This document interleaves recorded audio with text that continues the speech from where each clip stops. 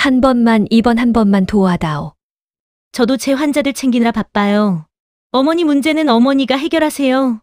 내 시어머니가 무릎까지 꿇었는데 이렇게 매정할 수가 있냐?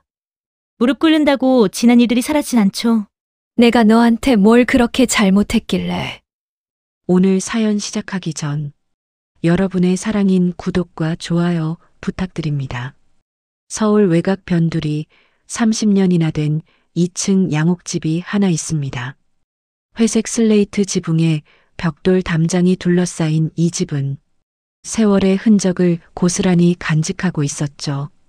대문 앞 화단에는 정분이 정성스럽게 가꾼 장미꽃이 피어 있고 현관 계단 옆에는 남편이 심어놓은 감나무 한 그루가 든든하게 자리를 지키고 있었습니다. 마당 한쪽에는 작은 텃밭도 있어서 상추며 고추, 깻잎 같은 것들이 푸릇푸릇 자라고 있었어요. 이 동네에서 정부는 꽤나 유명한 사람이었어요. 61살의 정부는 동네 할머니들 사이에서 자랑스러운 며느리 둔 시어머니로 통했거든요. 아직 환갑을 갓 넘긴 나이라 다른 동네 어르신들보다는 젊은 편이었지만 그만큼 더 활발하게 동네 활동에 참여했습니다. 매주 화요일과 금요일 동네 경로당에 모이면 정분의 자랑이 시작됐어요. 아이고, 우리 며느리가 의사라니까요. 그것도 강남에 있는 큰 병원에서 근무한다고요. 전문의 자격증도 있고 환자들이 줄을 서서 기다린대요. 얼굴도 정말 이쁘고 성격도 얼마나 고운지 몰라요. 처음에 우리 아들이 데려왔을 때부터 한눈에 알아봤죠. 아, 이 애가 우리 집 며느리감이구나 하고 말입니다. 정분의 말이 이어질 때마다 주변 할머니들은 부러운 눈빛으로 고개를 끄덕였어요. 김 여사는 언제나 정분 씨는 정말 복받은 사람이야. 의사 며느리라니 하며 감탄했고 박 할머니는 우리 며느리는 언제나 바가지만 긁는데 참 부럽네 하며 한숨을 내쉬곤 했습니다. 이정자 할머니는 의사 며느리면 병원비 걱정도 없겠어요. 정말 든든하겠네요 하며 부러워했죠. 그런데 정분 씨, 며느리가 그렇게 잘나면 시댁에 자주 오겠네요? 누군가 물으면 정부는 잠시 멈칫했다가 대답했어요. 워낙 바쁘니까요. 환자들이 기다리는데 어떻게 하겠어요. 의사라는 게 그런 직업이잖아요. 하지만 정분의 마음 깊은 곳에는 누구에게도 말하지 못하는 속내가 있었어요. 사실 정부는 며느리 지수를 완전히 믿지 않았거든요. 아니, 정확히 말하면 믿고 싶었지만 뭔가 확신이 서지 않았다고 해야겠죠. 지수는 35살로 결혼한 지 벌써 3년이 되었는데도 시댁에 자주 오지 않았어요. 한 달에 한두 번 정도, 그것도 아들과 함께 잠깐 들렀다가 금세 사라져버리곤 했죠. 명절 때도 마찬가지였습니다. 추석이나 설날에도 인사만 대충 하고는 병원에 응급환자가 생겨서요 하며 서둘러 떠나버렸어요. 정부는 그럴 때마다 동네 사람들에게는 의사라서 바쁘잖아요. 사람 생명이 걸린 일인데 어떻게 하겠어요 하며 이해하는 척했지만 속으로는 늘 서운했습니다. 다른 집 며느리들은 명절이면 새벽부터 부엌에서 음식 준비를 도와주고 친정 어머니 못지않게 시어머니를 챙겨주는데 지수는 그런 모습을 한 번도 보여주지 않았거든요. 특히 지난 추석 때가 그랬어요. 정부는 새벽 5시부터 일어나서 전을 부치고 나물을 무치고 갈비찜을 끓이고 있었는데 지수는 오전 10시가 되어서야 나타났습니다. 그마저도 1시간 정도 있다가 오후에 병원 당직이 있어서요. 죄송해요, 어머니 하며 황급히 떠나버렸죠. 정부는 그날 온종일 혼자서 차례상을 차리고 설거지까지 했어요. 지수야, 조금만 더 있다가 가면 안 되니?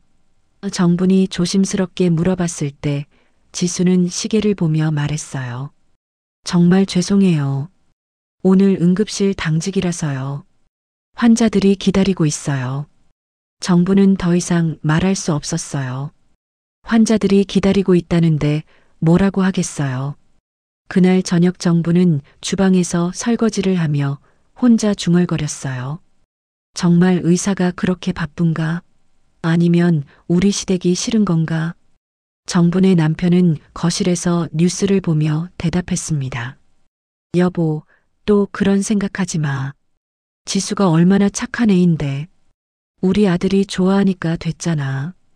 요즘 며느리들이 다 그래. 그렇긴 하지만 다른 집 며느리들 보면 남하고 비교하지 말고 우리는 우리대로 살면 되는 거야. 하지만 정분의 마음은 그리 단순하지 않았어요.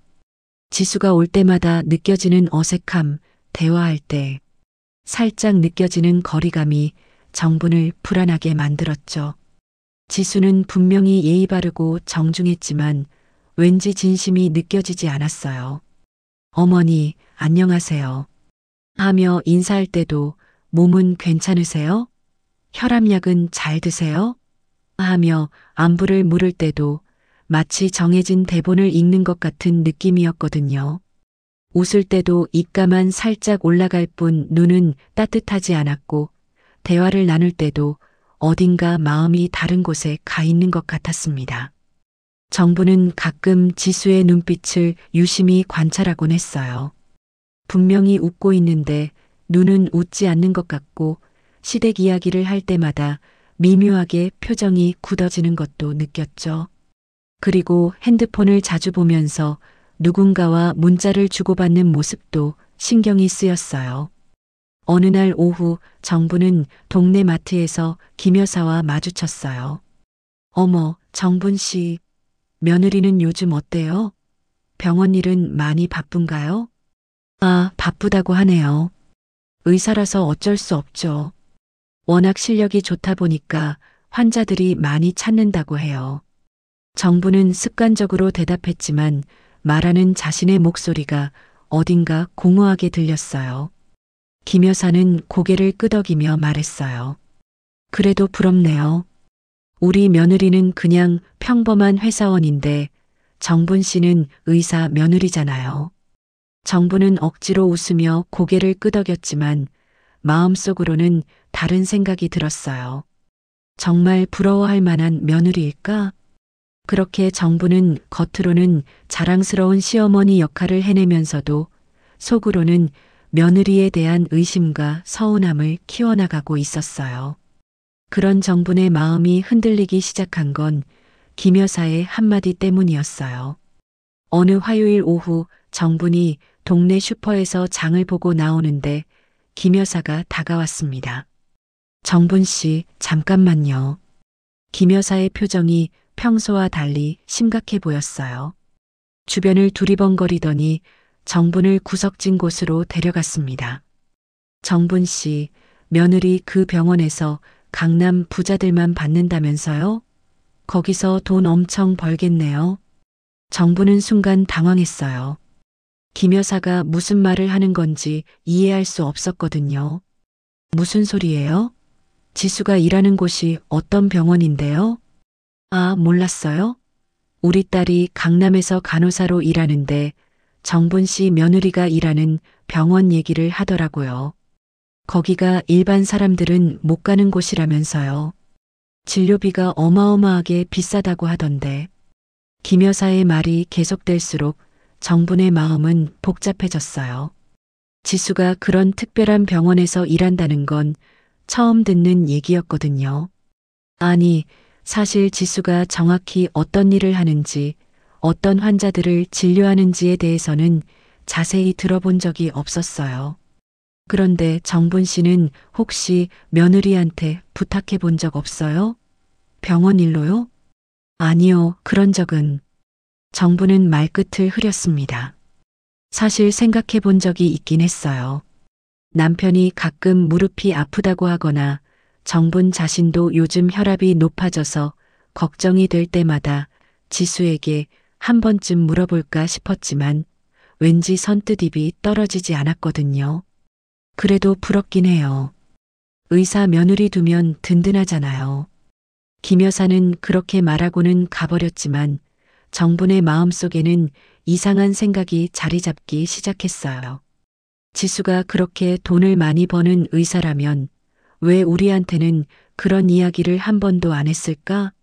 그리고 정말 힘든 일이 생기면 도움을 받을 수 있는 걸까? 정부는 집으로 돌아가는 길에 이런저런 생각을 했어요. 지수가 의사라는 건 알고 있었지만 구체적으로 어떤 의사인지 얼마나 실력이 있는 의사인지는 잘 몰랐거든요. 아들에게 물어봐도 지수는 정말 실력 있는 의사야. 라는 추상적인 대답만 돌아올 뿐이었어요. 그런데 며칠 뒤 정분의 인생을 뒤흔들 일이 벌어졌습니다. 그날은 평범한 목요일 저녁이었어요.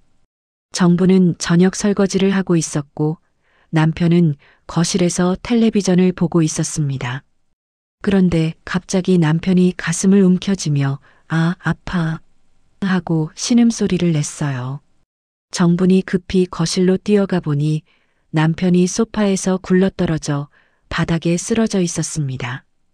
얼굴은 새하얗게 질리고 식은땀이 흘러내리고 있었어요. 여보, 여보, 괜찮아요? 정부는 당황해서 남편을 흔들어 깨웠지만 남편은 계속 가슴을 움켜쥐며 고통스러워했어요. 정부는 즉시 119를 불렀고 구급차가 와서 남편을 병원으로 옮겼습니다. 응급실에서 의사는 심각한 표정으로 말했어요. 환자분이 심근경색으로 보입니다. 관상동맥이 막혀서 수술이 필요한 상황이에요. 지금 당장 수술실로 들어가야 합니다. 정부는 머리가 하얗게 변했어요. 심근경색이라니 수술이라니. 갑작스러운 일에 정신을 차릴 수가 없었어요. 수술? 수술비는 얼마나 들까요? 정분이 떨리는 목소리로 물어보자 의사는 잠시 머뭇거리더니 대답했어요. 일단 응급수술부터 하고 이후 치료까지 포함하면 한 달 정도 입원하시게 될 텐데 대략 500만 원 정도는 예상하셔야 할 것 같습니다. 500만 원. 정부는 그 말을 듣는 순간 다리에 힘이 빠졌어요. 정분네 집은 그렇게 여유로운 편이 아니었거든요. 남편은 작은 공장에서 일했고 정부는 가끔 동네에서 밑반찬을 만들어 파는 일을 했지만 500만 원은 정분네에게는 큰 돈이었어요. 수술이 진행되는 동안 정부는 병원 복도에서 밤을 새웠어요. 수술실 앞 의자에 앉아서 시계만 바라보며 기도했습니다. 그런데 새벽 무렵 문득 지수 생각이 났어요. 지수가 의사니까 혹시 도움을 받을 수 있지 않을까? 김 여사의 말이 떠올랐어요. 지수가 돈을 많이 버는 의사라고 했잖아요. 그렇다면 정말 어려운 상황에서는 며느리로서 도움을 줄 수도 있지 않을까요? 수술이 끝나고 남편이 중환자실로 이송된 후 정부는 떨리는 손으로 휴대폰을 꺼냈어요. 지수의 번호를 누르고 통화 버튼을 눌렀습니다. 여보세요? 지수의 목소리가 들렸지만 평소보다 차갑게 느껴졌어요. 지수야. 나야. 아, 어머니. 무슨 일이세요? 지금 새벽인데. 지수야, 너희 아버지가 쓰러져서 병원에 있어. 심근경색이래. 전화 너머로 잠시 침묵이 흘렀어요. 어머니, 많이 놀라셨겠어요. 수술은 잘 끝났나요? 응, 수술은 끝났는데. 지수야, 너희 아버지 병원비 말인데. 정부는 용기를 내서 말을 꺼냈어요. 하지만 말끝이 떨렸어요. 병원비가 얼마나 나올 것 같은데요? 500만 원 정도 든다고 하네. 지수야, 미안하지만 우리가 갑자기 그 돈을 마련하기가 어려워서. 또다시 침묵이 흘렀어요. 그리고 지수의 대답이 들려왔습니다. 죄송해요, 어머니. 전 지금 다른 케이스로 손 쓸 수 있는 상황이 아니에요. 정부는 귀를 의심했어요. 시아버지가 생사의 기로에 서 있는데 다른 케이스라니요? 지수야, 그게 무슨... 어머니, 정말 죄송하지만 지금은 도와드릴 수 없어요. 다른 방법을 찾아보세요. 전화가 끊어졌어요. 정부는 한동안 휴대폰을 귀에 대고 있었지만 이미 통화는 끝나 있었어요. 정부는 그제야 깨달았어요. 지수가 정말로 며느리라고 생각하는지 아니면 그냥 형식적인 관계라고 생각하는지를 말입니다. 전화를 끊고 난 후 정부는 한동안 병원 복도 의자에 앉아 있었어요. 차가운 병원 공기가 온몸을 스며들었지만 정분의 가슴은 더욱 차갑게 식어갔습니다. 지수의 목소리가 계속 귓가에 맴돌았어요. 다른 케이스로 손 쓸 수 있는 상황이 아니에요. 도대체 무슨 뜻일까요? 새벽이 지나고 해가 떠올랐지만 정분의 마음은 여전히 어둠 속에 있었어요. 중환자실에서 나온 간호사가 말했습니다. 보호자분, 환자분 상태는 안정되었는데 앞으로 한 달 정도는 입원 치료가 필요할 것 같아요. 병원비 관련해서는 원무과에서 상담받으시면 됩니다. 정부는 고개를 끄덕였지만 마음은 무거웠어요. 500만 원이라는 돈을 어떻게 마련해야 할까요? 집에 있는 적금을 다 털어도 절반밖에 안 됐거든요. 그때 정분의 머릿속에 한 가지 생각이 떠올랐어요. 직접 가서 만나보자. 전화로는 제대로 얘기하기 어려웠을 거야. 정부는 지수가 일하는 병원이 어디인지 아들에게 물어봤습니다. 아들아, 지수가 일하는 병원이 어디라고 했지? 어머니, 왜요? 아버지 상태 때문에 지수한테 물어보려고요? 응, 그래. 혹시 도움이 될 수도 있잖니. 아들은 병원 이름과 주소를 알려줬어요. 강남에 있는 큰 종합병원이었습니다. 정부는 남편의 상태를 확인한 후 오후에 지수가 일하는 병원으로 향했어요. 지하철을 2번이나 갈아타야 하는 먼 거리였지만 정부는 마음을 다잡고 길을 나섰습니다. 가는 내내 무슨 말을 해야 할지 생각했어요. 어떻게 하면 지수의 마음을 돌릴 수 있을까요? 병원에 도착하니 정말 웅장했어요. 정분이 다녀본 병원들과는 차원이 달랐습니다. 로비만 해도 호텔 같았고 사람들의 옷차림도 범상치 않아 보였어요. 정부는 순간 주눅이 들었지만 남편을 생각하며 용기를 냈습니다. 안내 데스크에서 지수가 있는 과를 물어보고 엘리베이터를 탔어요. 올라가면서 정분의 심장은 점점 빨리 뛰었습니다. 지수를 만나면 뭐라고 말해야 할까요? 지수가 일하는 과에 도착해서 간호사에게 물어보니 지수는 진료 중이라고 했어요. 정부는 기다리겠다고 하고 복도 의자에 앉았습니다. 1시간, 2시간이 지났지만 지수는 나타나지 않았어요. 오후 5시가 되어서야 지수가 진료실에서 나왔습니다. 하얀 가운을 입은 지수의 모습을 보는 순간 정분의 눈에 눈물이 핑 돌았어요. 저렇게 의젓하고 똑똑해 보이는 며느리가 있는데 왜 시아버지의 병원비조차 도와주지 않는 걸까요? 지수야. 정분이 부르자 지수가 깜짝 놀라며 돌아봤어요. 어머니, 여기 왜 오셨어요?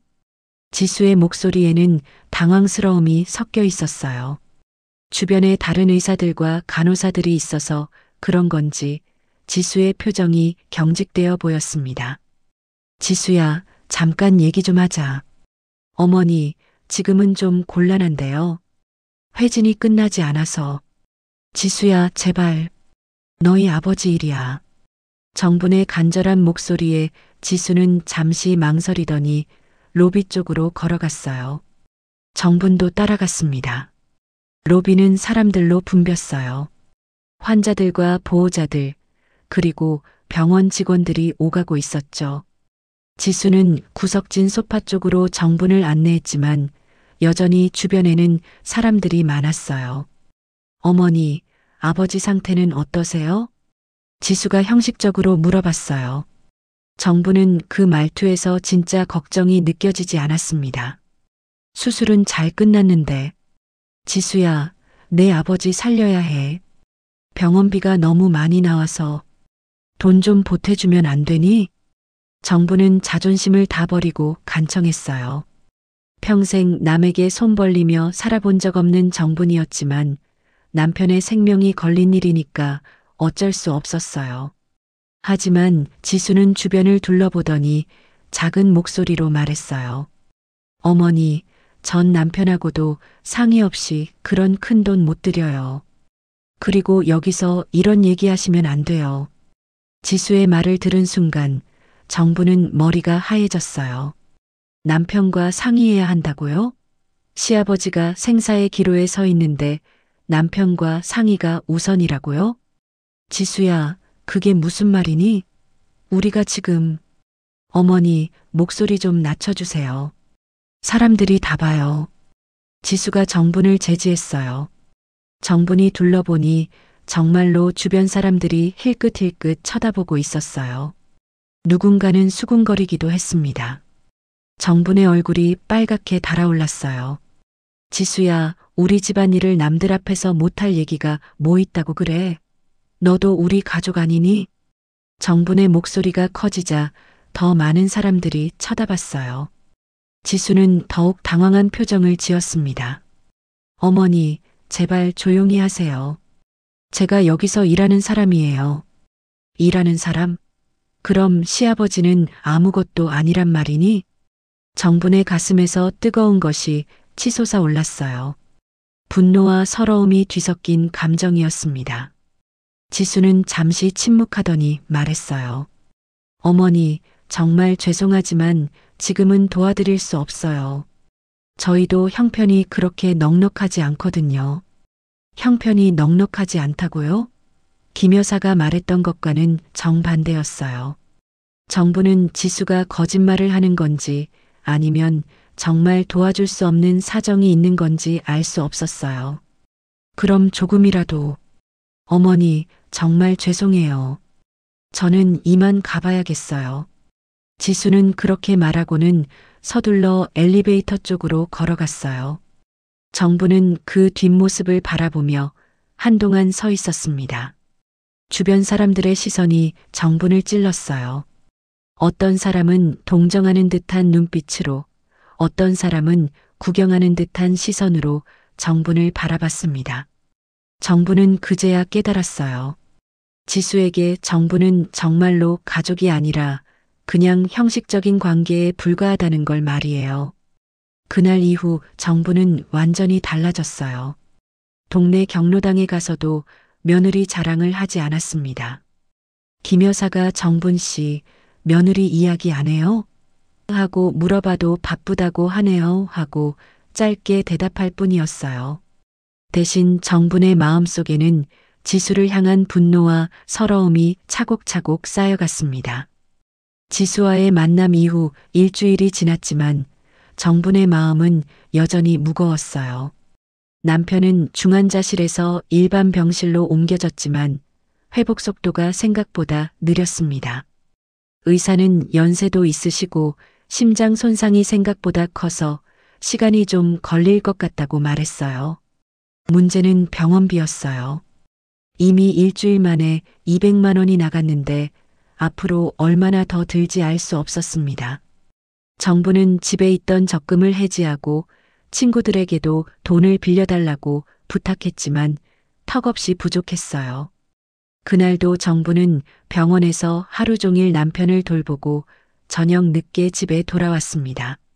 몸도 마음도 지쳐 있는데 대문 앞에 낯익은 차 한 대가 서 있었어요. 정분의 오빠 차였습니다. 오빠가 왜 이 시간에? 정분이 집 안으로 들어가니 오빠가 거실 소파에 앉아 있었어요. 평소와 달리 표정이 매우 심각했고 손에는 두꺼운 봉투를 들고 있었습니다. 정분아, 왔구나. 남편 상태는 어때? 좀 나아지긴 했는데 아직 많이 약해요. 오빠는 어쩐 일이에요? 그 봉투는 뭐예요? 정분의 오빠는 60대 중반으로 작은 사업을 하는 사람이었어요. 평소에는 자주 오지 않는데 이렇게 늦은 시간에 온 걸 보니 뭔가 심각한 일이 있는 것 같았습니다. 정분아, 앉아. 너한테 보여줄 게 있어. 오빠의 목소리가 평소보다 낮고 무거웠어요. 정부는 불안한 마음으로 소파에 앉았습니다. 정부나 병원비는 어떻게 하고 있어? 며느리한테는 부탁해봤고 했어요. 그런데 도와줄 수 없다고 하네요. 형편이 어렵다면서요. 정분의 목소리에 서운함이 묻어났어요. 오빠는 고개를 끄덕이더니 봉투를 열었습니다. 정분아, 그럴 줄 알았어. 내 며느리 예전부터 뭔가 수상하다고 생각했거든. 그래서 내가 좀 알아봤어. 오빠가 봉투에서 사진 몇 장을 꺼냈어요. 첫 번째 사진을 보는 순간 정부는 숨이 멎을 뻔했습니다. 지수가 병원 근처 고급 카페에서 어떤 중년 남자와 마주 앉아 있는 모습이었거든요. 하지만 더 충격적인 건 그 다음이었어요.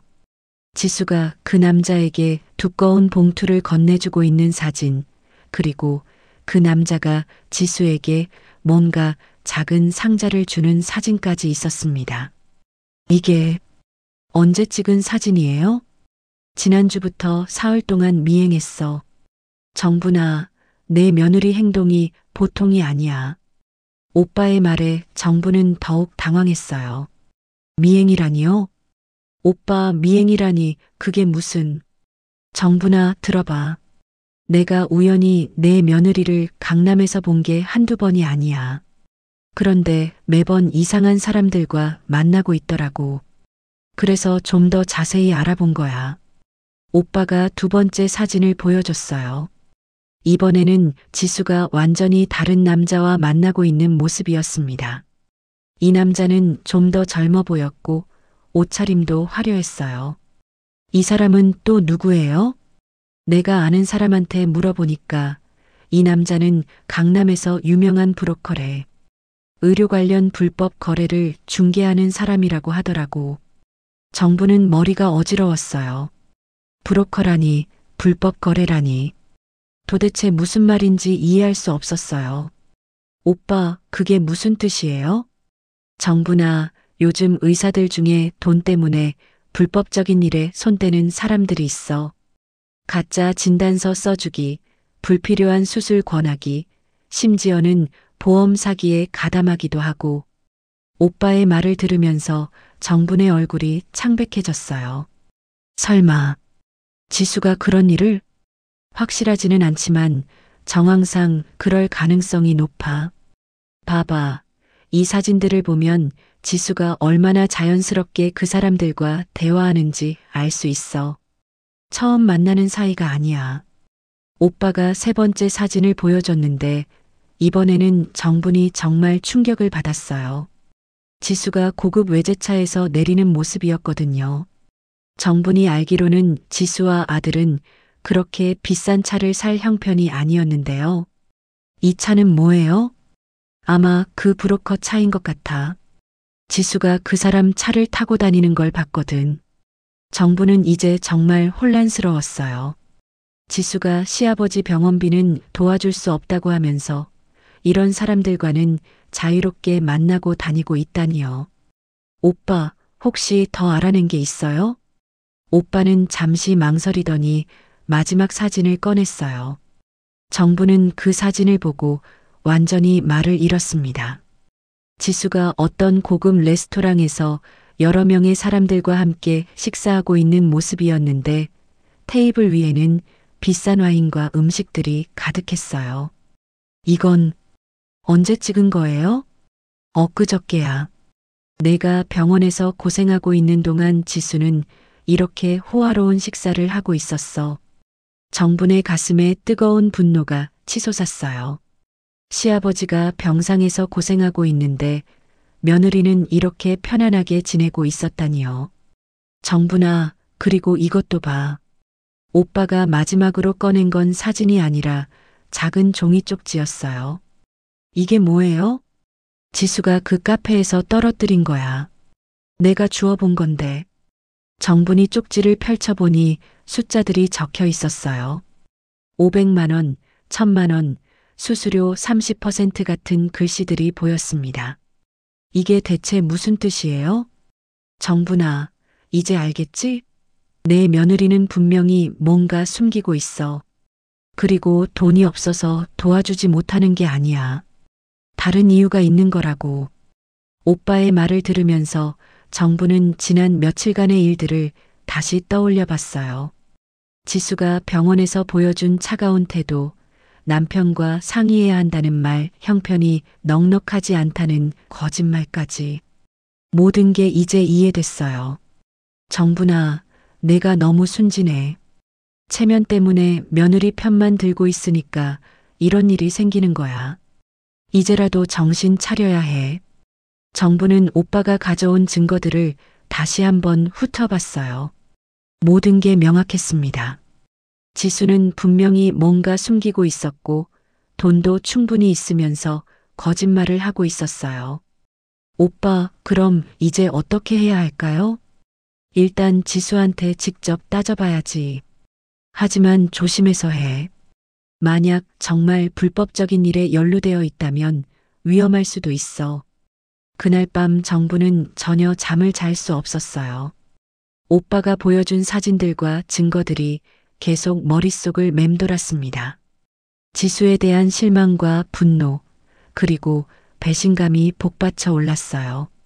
내가 그동안 얼마나 바보였을까? 동네에서 자랑만 하고 다녔는데 정작 며느리는 이런 사람이었다니. 정부는 이제 결심했어요. 지수와 제대로 한번 맞서봐야겠다고 말이에요. 오빠가 보여준 증거들로 밤을 새운 정부는 다음 날 아침 일찍 병원으로 향했어요. 남편의 상태를 확인하고 나서 정부는 마음을 굳게 먹었습니다. 지수와 제대로 한번 대화를 나눠야겠다고 말이에요. 병원에서 간호사에게 물어보니 남편의 상태는 조금씩 호전되고 있다고 했어요. 하지만 여전히 일주일은 더 입원해야 한다고 했습니다.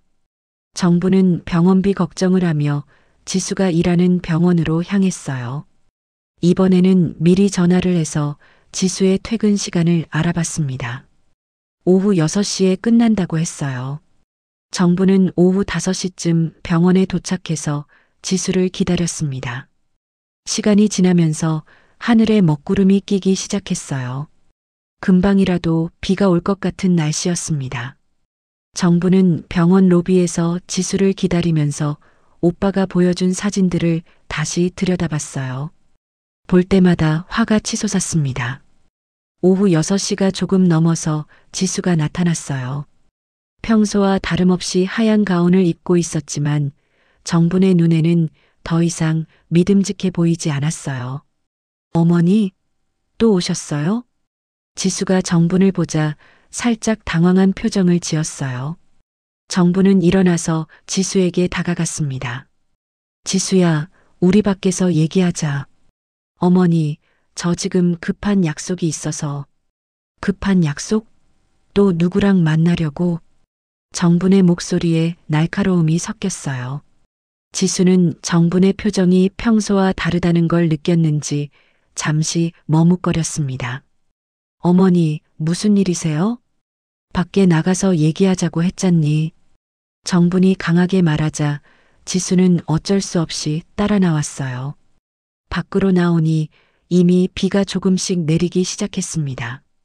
지수야, 나한테 거짓말했지? 정분이 단도직입적으로 물어보자 지수의 얼굴이 굳어졌어요. 어머니, 무슨 말씀이세요?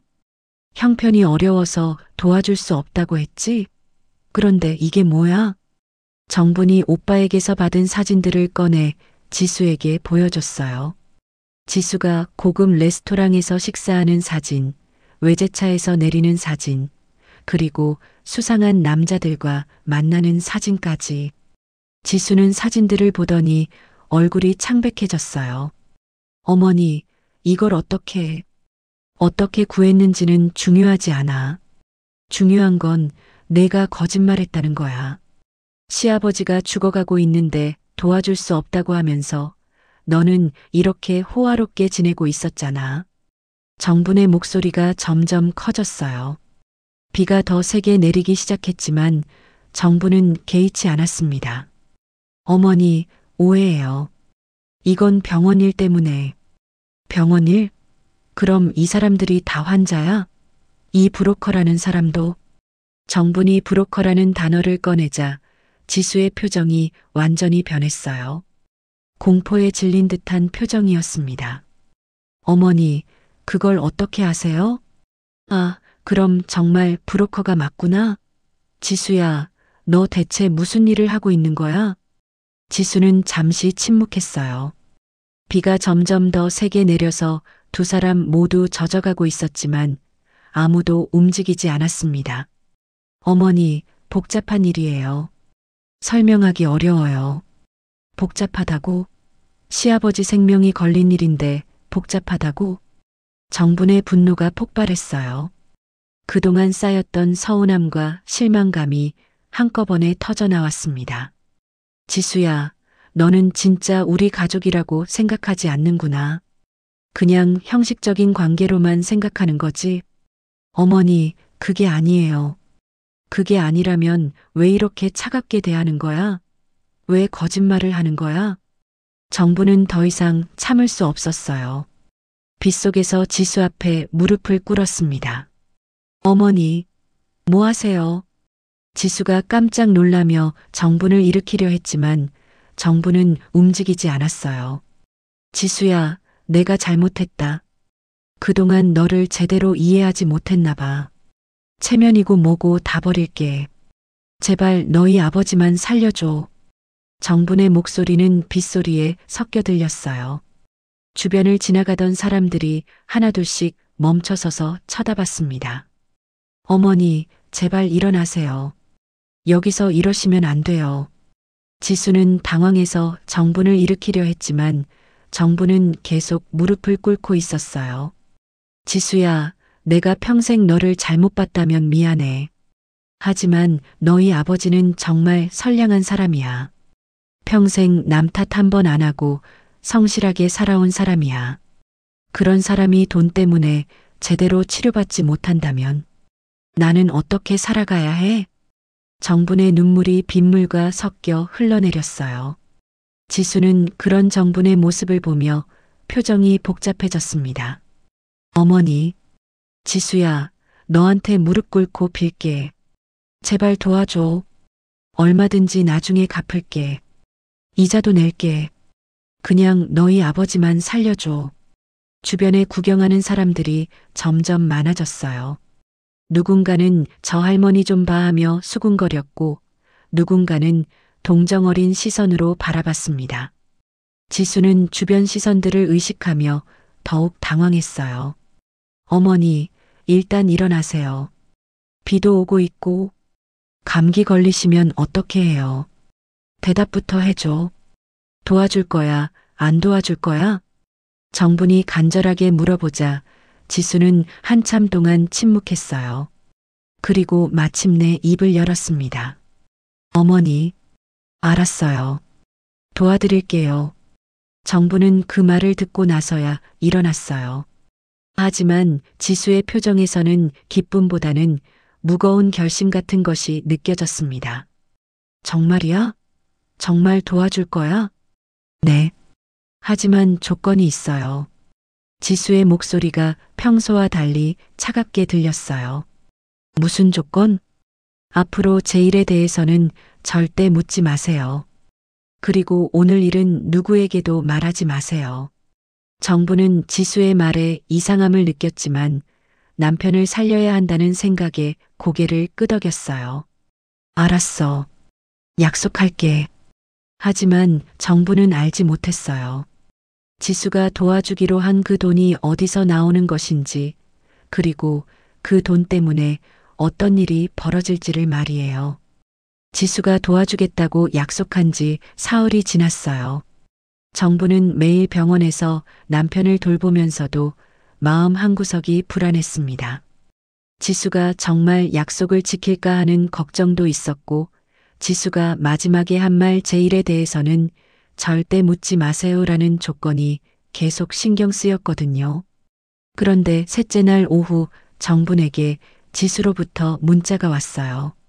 어머니, 오늘 저녁에 제 사무실로 오세요. 강남역 근처 메디컬 빌딩 10층입니다. 6시에 오시면 됩니다. 정부는 메시지를 받고 안도했어요. 드디어 지수가 약속을 지키려나 보다 하고 생각했거든요.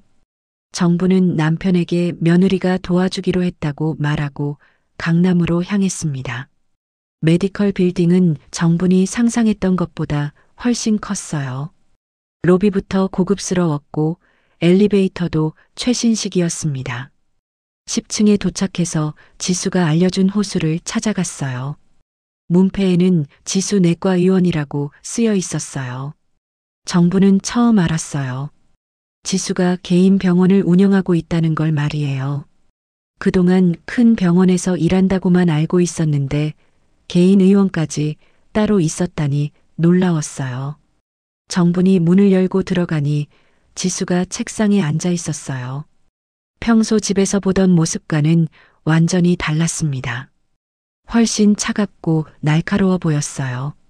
어머니, 오셨네요. 앉으세요. 지수가 정분을 맞이하는 태도도 평소와 달랐어요. 며느리가 시어머니를 대하는 태도라기보다는 의사가 환자 보호자를 대하는 것 같았습니다. 지수야, 여기가 내 병원이구나. 몰랐네. 네, 제가 따로 운영하는 곳이에요. 지수는 짧게 대답하고는 책상 서랍을 열었어요. 그리고 두꺼운 봉투 하나를 꺼내서 정분 앞에 놓았습니다. 여기 500만 원 있어요. 아버지 병원비로 쓰세요. 정부는 봉투를 보고 깜짝 놀랐어요. 정말로 현금 500만 원이 들어 있었거든요. 지수야, 정말 고마워. 어떻게 갚아야 할지. 갚을 필요 없어요. 대신 제가 말한 조건 기억하시죠? 지수의 목소리가 차갑게 들렸어요. 정부는 고개를 끄덕였습니다. 그런데 지수야, 이 돈은 어떻게 마련한 거야? 혹시 대출받은 건 아니지? 정분이 걱정스럽게 물어보자 지수의 표정이 굳어졌어요. 어머니, 그런 걸 묻지 말라고 했잖아요. 아니야, 그게 아니라 내가 힘들까 봐서. 그때 갑자기 사무실 문이 열렸어요. 정분이 돌아보니 낯선 중년 남자가 들어오고 있었습니다. 정분은 그 순간 깨달았어요. 오빠가 보여준 사진에서 본 그 남자였거든요. 박 회장님, 어떻게 여기에? 지수가 당황하며 일어났어요. 박 회장이라고 불린 그 남자는 정분을 보더니 의미심장한 미소를 지었습니다. 지수 원장님, 손님이 계시네요. 혹시 새로운 고객이신가요? 아니에요. 제 시어머니세요. 지수가 급하게 설명했지만 박 회장의 시선은 계속 정분에게 머물러 있었어요. 아, 그러시군요. 안녕하세요, 어머님. 저는 박 회장이라고 합니다. 박 회장이 정분에게 인사했지만 정분은 뭔가 이상한 기운을 느꼈어요. 이 사람의 눈빛이 보통 사람과 달랐거든요. 박 회장님, 오늘은 좀 바쁜 날이라서. 지수가 박 회장을 돌려보내려 했지만 박 회장은 움직이지 않았어요. 지수 원장님, 오늘 우리가 약속한 일 말인데요. 진행은 잘 되고 있나요? 네, 걱정하지 마세요. 계획대로 진행하고 있어요. 지수가 대답했지만 목소리가 떨리고 있었어요. 정부는 두 사람의 대화를 들으면서 점점 불안해졌습니다. 그런데 지수 원장님, 이번 거는 조금 특별하잖아요. 금액도 크고. 혹시 문제가 생기면 어떻게 할 거예요? 박 회장의 말에 지수의 얼굴이 창백해졌어요. 문제 없을 거예요. 제가 처리할 수 있어요. 그렇다면 다행이고요. 그런데 어머님께서는 며느리의 일을 잘 아시나 봐요? 박 회장이 갑자기 정분에게 말을 걸었어요. 정분은 어떻게 대답해야 할지 몰라 당황했습니다. 저는 잘 모르는데요. 아, 그러시군요. 지수 원장님이 얼마나 실력 있는 의사인지 모르시는군요. 요즘 우리 고객들 사이에서는 정말 유명하거든요. 박 회장의 말에는 이상한 뉘앙스가 있었어요. 정부는 그 말의 진짜 의미를 알 수 없었지만 뭔가 불편한 느낌이 들었습니다. 박 회장님, 오늘은 정말 바쁘니까 다음에 뵙죠. 지수가 강하게 말하자 박 회장은 웃으며 고개를 끄덕였어요. 알겠습니다. 그럼 내일 연락드릴게요. 어머님, 오늘 뵙게 되어 반가웠습니다. 박 회장이 나간 후 사무실에는 어색한 침묵이 흘렀어요. 지수는 책상에 앉아서 머리를 감싸 쥐고 있었고 정부는 뭔가 묻고 싶었지만 입을 열 수 없었어요. 지수야, 방금 그 사람이. 어머니, 아무것도 묻지 말라고 했잖아요. 지수가 날카롭게 말을 끊었어요. 하지만 정부는 포기할 수 없었어요. 지수야, 혹시 너 위험한 일에 휘말린 거 아니야? 지수는 한참 동안 침묵하다가 천천히 고개를 들었어요. 그 순간 정부는 지수의 눈에서 두려움을 받습니다. 어머니, 제가 아버지를 살릴 수 있었지만 그 전에 이미 아버지는 수술을 원하지 않으셨어요. 무슨 말이야? 아버지가 수술을 원하지 않았다고? 처음에 응급실에서 의사가 설명할 때 아버지가 의식을 잃기 전에 저한테 말했어요. 무리하지 말고 자연스럽게 받아들이겠다고요. 정부는 그 말을 듣고 충격을 받았어요. 남편이 그런 말을 했다니 처음 듣는 얘기였거든요. 그럼 이 돈은 저는 받아선 안 되는 돈이에요. 하지만 어머니가 그렇게 간청하시니까 지수의 목소리가 점점 작아졌어요. 정부는 이제 알 것 같았어요. 지수가 왜 그렇게 망설였는지, 왜 조건을 걸었는지를 말이에요. 지수야, 그럼 이 돈 받지 말자. 우리가 다른 방법을 찾아볼게.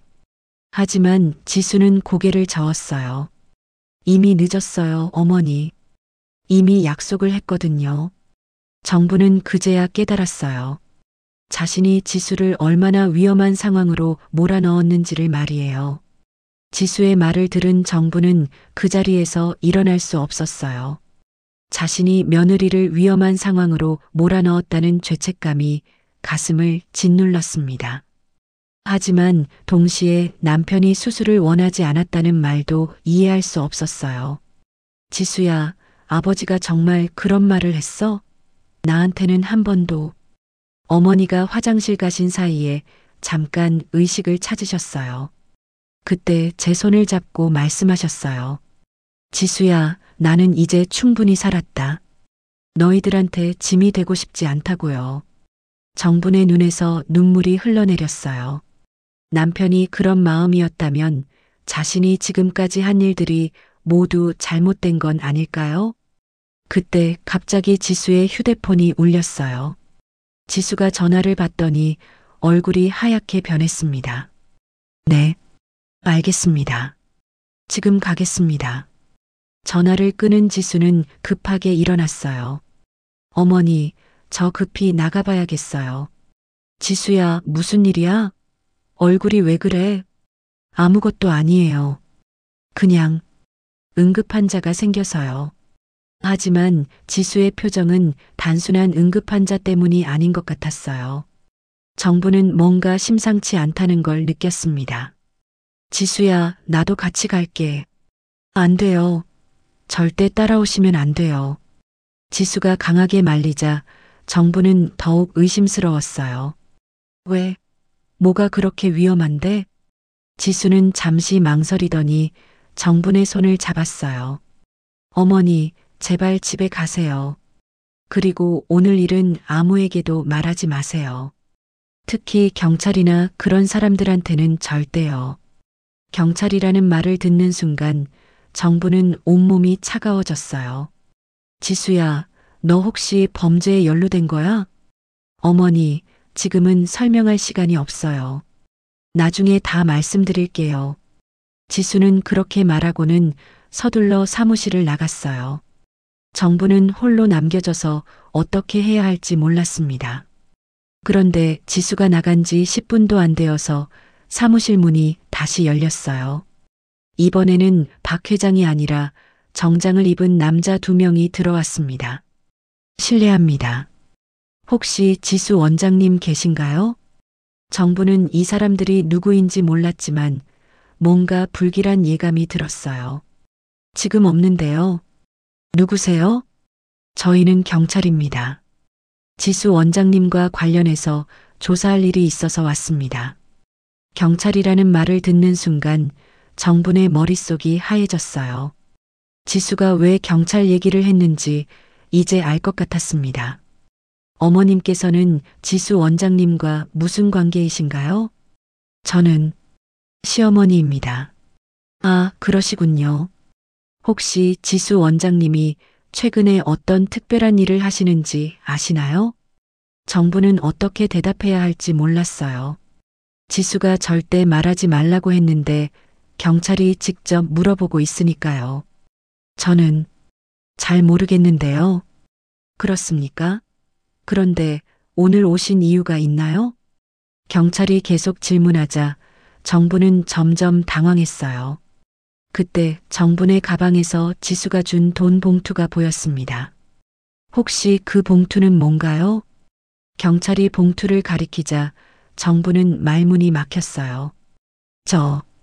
이건 그 순간 정부는 결정했어요. 지수를 보호해야겠다고 말이에요. 병원비예요. 남편이 입원해서 며느리가 도와준 거예요. 아, 그렇군요. 그런데 금액이 꽤 큰 것 같은데요? 경찰이 의심스러운 눈으로 봉투를 바라봤어요. 정부는 식은땀이 흘렀습니다. 그때 갑자기 지수가 사무실로 뛰어들어왔어요. 경찰들을 보자 지수의 얼굴이 새하얗게 변했습니다. 지수 원장님 기다리고 있었습니다. 무슨 일이세요? 지수가 떨리는 목소리로 물어봤어요. 박 회장과 관련된 의료 사기 사건으로 수사하고 있습니다. 원장님도 관련이 있다는 제보가 들어와서요. 저는 아무것도 모르는데요. 그렇다면 왜 박 회장으로부터 거액의 돈을 받으셨나요?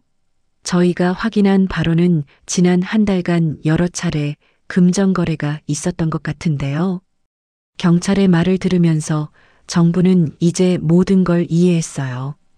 지수가 받은 돈, 오빠가 찍은 사진들, 그리고 지수의 이상한 행동들, 모든 게 연결됐습니다.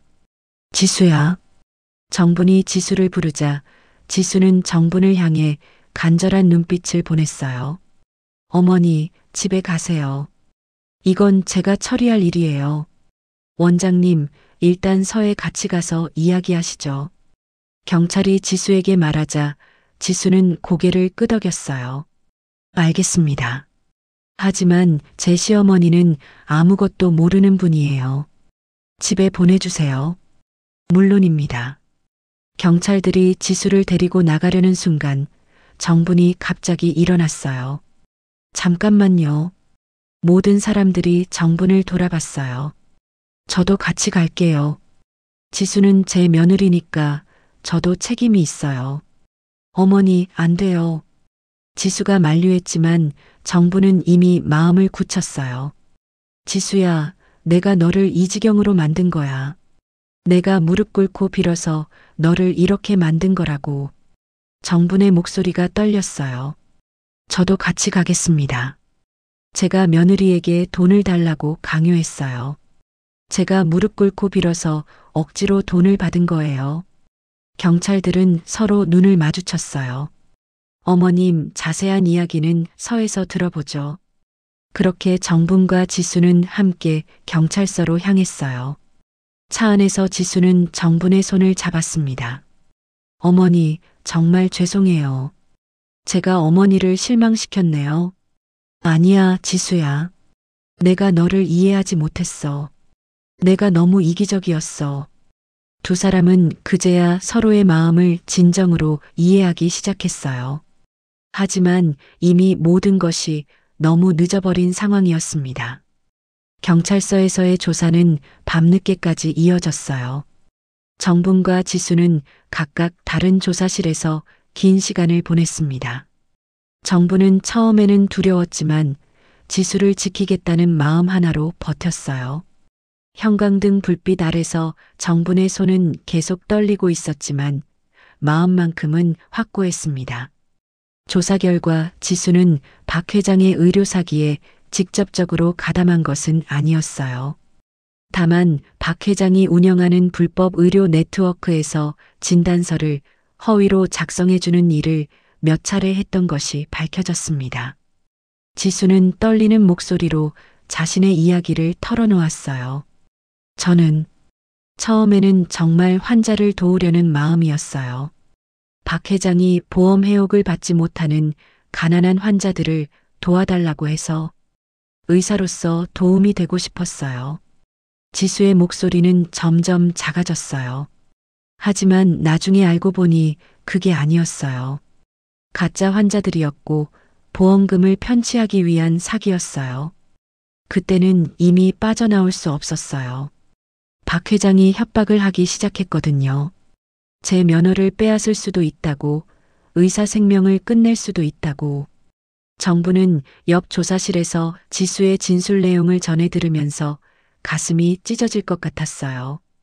지수도 결국 피해자였던 거예요. 혼자서 얼마나 무서웠을까, 얼마나 괴로웠을까 싶었습니다. 새벽 3시가 되어서야 조사가 끝났어요. 지수는 수사에 적극 협조하기로 약속하고 일단 귀가 조치되었습니다. 정분과 지수는 경찰서 앞 차가운 새벽 공기 속에서 서로를 마주봤어요. 어머니, 정말 죄송해요. 어머니까지 이런 일에 휘말리게 해서 제가 정말 못난 며느리예요. 지수의 눈에서 눈물이 흘러내렸어요. 정부는 지수의 손을 잡았습니다. 지수야, 이제 그런 말 하지 마. 우리 둘 다 힘들었던 거야. 너 혼자만 힘든 게 아니었어. 어머니, 저는 어머니께 실망만 안겨드렸어요. 제가 정말 훌륭한 며느리가 되고 싶었는데. 지수야, 넌 이미 충분히 훌륭해. 다만 우리가 서로를 이해하지 못했을 뿐이야. 두 사람은 그렇게 새벽거리에서 처음으로 진심을 나눴어요. 하지만 현실은 더욱 가혹했습니다. 그 다음날 아침 정분이 병원에 도착했을 때 남편은 의식을 잃은 상태였어요. 담당 의사는 심장 기능이 급격히 악화되었다고 말했습니다. 보호자분, 환자분 상태가 위험합니다. 이번 밤이 고비가 될 것 같아요. 가족분들을 불러주세요. 정부는 급히 아들과 지수에게 연락했어요. 지수는 어젯밤의 일로 지쳐 있었지만 즉시 병원으로 달려왔습니다. 병실에서 지수는 남편의 손을 잡고 조용히 말했어요. 아버지, 지수예요. 제가 정말 죄송해요. 어머니를 힘들게 하고 아버지도 걱정시켜드리고 제가 정말 못난 며느리였어요. 남편은 의식이 없었지만 지수의 목소리를 듣는 것 같았어요. 손가락이 살짝 움직였거든요. 아버지, 저 이제 정말 달라질게요. 어머니 마음도 이해하고 진짜 가족이 되도록 노력할게요. 그날 저녁 남편은 가족들이 지켜보는 가운데 조용히 세상을 떠났어요. 마지막 순간까지 평온한 표정이었습니다. 정부는 남편의 손을 잡고 마지막 인사를 했어요. 여보, 미안해. 내가 너무 욕심을 부렸나 봐. 체면에만 매달려서 정작 중요한 걸 놓쳤어. 이제 편안히 쉬어. 지수도 남편의 다른 손을 잡고 울었어요. 아버지, 저 정말 죄송해요. 처음부터 다시 시작할게요. 어머니와 진짜 가족이 될게요. 장례식장에서 정부는 완전히 달라져 있었어요. 조문객들이 위로의 말을 건넬 때마다 정부는 진실을 말했습니다. 정분 씨, 많이 힘드시겠어요. 그래도 며느리가 의사라서 든든하셨을 텐데. 김 여사가 그렇게 말하자 정부는 눈물을 닦으며 대답했어요. 김 여사, 그동안 제가 거짓말했어요. 저는 우리 지수를 제대로 이해하지 못했어요. 거짓말이요? 네, 저는 그동안 지수가 우리를 소홀히 한다고 생각했어요. 의사라서 바쁜 척만 한다고 생각했고요. 하지만 지수는 지수 나름대로 정말 힘든 일들을 혼자 견뎌왔더라고요. 정분의 목소리가 떨렸어요. 제가 며느리 자랑만 하느라 정작 며느리 마음은 헤아리지 못했어요. 지수가 얼마나 외로웠을까, 얼마나 힘들었을까. 이제야 깨달았어요. 조문객들은 정분의 솔직한 고백에 숙연해졌어요. 그동안 정분이 늘 며느리 자랑만 했는데 이번에는 완전히 다른 이야기를 하고 있었거든요. 정분 씨, 그래도 이제라도 서로 이해하게 되셨잖아요. 맞아요. 우리 지수 정말 착한 아이예요. 제가 지수에게 많이 배워야겠어요. 체면이나 자랑보다는 진심으로 마음을 나누는 법을 말이에요. 지수는 장례식장 한 구석에서 정분의 말을 듣고 있었어요. 눈물이 계속 흘러내렸습니다. 정분이 자신을 감싸주고 있다는 것, 그리고 진심으로 이해하려고 노력하고 있다는 것을 알 수 있었거든요. 장례를 치르고 난 후 정분과 지수는 집에서 긴 대화를 나눴어요. 어머니, 저 때문에 아버지가. 지수야, 그런 말 하지 마. 아버지는 처음부터 수술을 원하지 않으셨다고 했잖니. 우리가 아버지 뜻을 존중하지 못한 거야. 정부는 차분하게 말했어요. 지수야, 나는 이제 알았어. 체면이나 자랑 같은 건 정말 허망한 거더라. 진짜 중요한 건 서로 이해하고 마음을 나누는 거야. 어머니, 그동안 내가 너한테 완벽한 며느리 역할만 강요했지. 너 자신을 이해하려고 노력하지 않았어. 너도 35살의 평범한 여자인데 혼자서 모든 걸 감당하라고 했으니 얼마나 힘들었겠어. 지수는 정분의 손을 잡았어요. 어머니, 저도 죄송했어요. 제가 너무 마음을 닫고 살았어요. 어머니가 다가오려고 하실 때마다 저는 피하기만 했네요. 우리 둘 다 서툴렀던 거야. 하지만 이제는 달라질 수 있어. 몇 주 후 정부는 동네 경로당에서 완전히 달라진 모습을 보였어요. 정분 씨, 요즘 며느리 이야기를 안 하시네요? 예전에는 그렇게 자랑하시더니. 김 여사가 물어보자 정부는 따뜻한 미소를 지으며 대답했어요. 지수 이야기요? 지수는 지금 진짜 의사가 되기 위해 새로운 시작을 준비하고 있어요. 힘든 시기를 겪었지만 이제 정말 환자들을 위한 의사가 되려고 노력하고 있거든요. 역시 의사는 달라도 다르네요. 아니에요, 김 여사.